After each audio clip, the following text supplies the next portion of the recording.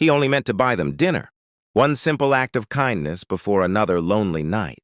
But when the homeless child stood up to leave and quietly placed something on his table, the CEO's hands began to shake because it was something he had lost 20 years ago. If stories of kindness and unexpected twists touch your heart, like this video and subscribe to Soul of Kindness right now. You won't regret it. The restaurant was expensive, silent, and glowing, with soft golden lights that made everything look warm except the man, sitting alone near the window. Adrian Cole, CEO of a billion-dollar technology empire, stared at his untouched dinner as rain slid down the glass outside. He had everything people dreamed of: power, respect, wealth. Yet every night ended the same way, alone, surrounded by noise that meant nothing. That evening, his eyes drifted toward the entrance when the door opened and a cold wind rushed in with a small, homeless family, a tired-looking mother, a thin father with worn shoes, and a little boy no older than 8 stood hesitantly, unsure if they even belonged in a place like this. The room stiffened. Forks paused mid-air.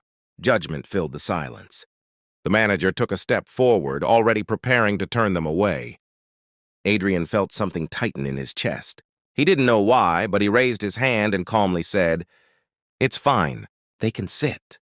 The manager hesitated, then nodded. Adrian gestured toward an empty table not far from his own.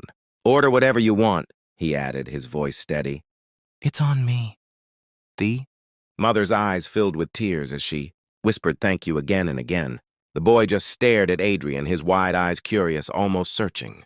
As food arrived, the family ate slowly, carefully. As if afraid the moment might disappear, Adrian watched without meaning to. He told himself it was just kindness, nothing more. Yet the boy kept glancing at him, smiling softly every time their eyes met. When dinner ended, the parents stood to thank Adrian once more. The father shook his hand with quiet dignity. The mother bowed her head in gratitude. Then the boy approached Adrian's table alone. He didn't speak right away. He simply reached into his small pocket, pulled out a tiny object, and placed it gently beside Adrian's plate. Adrian looked down and froze. His breath caught. His heart slammed painfully against his chest. The boy smiled and ran back to his parents. The family left the restaurant, disappearing into the rainy night. Adrian sat there, unable to move, staring at what lay on the table.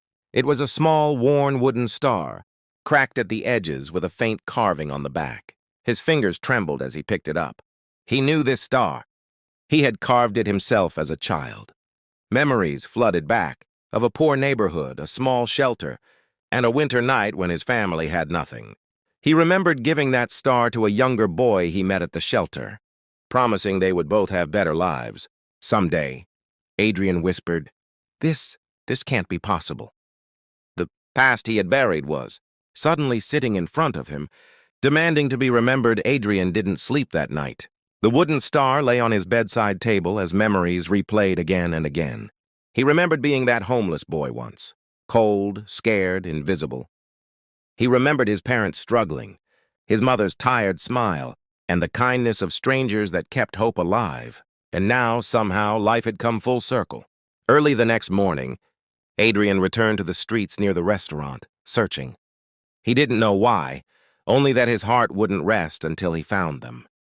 Hours passed. Then, near an old bus stop, he saw the family huddled together.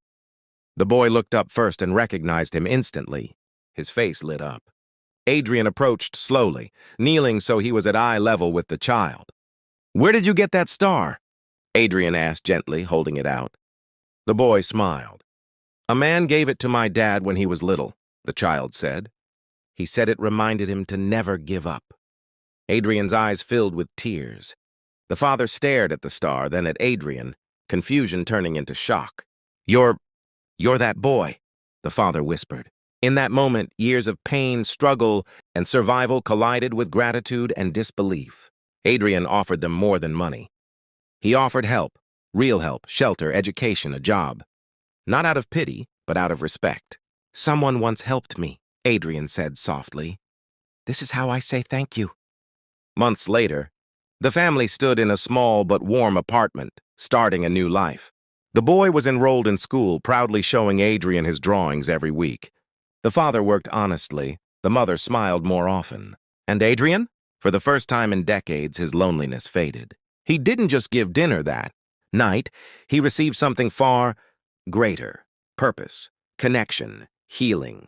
Sometimes, the smallest acts of kindness return to us in the most unexpected ways, carrying pieces of our own forgotten hearts. If this story moved you, don't forget to like, share, and subscribe to Soul of Kindness, where every story reminds us that kindness always finds its way back.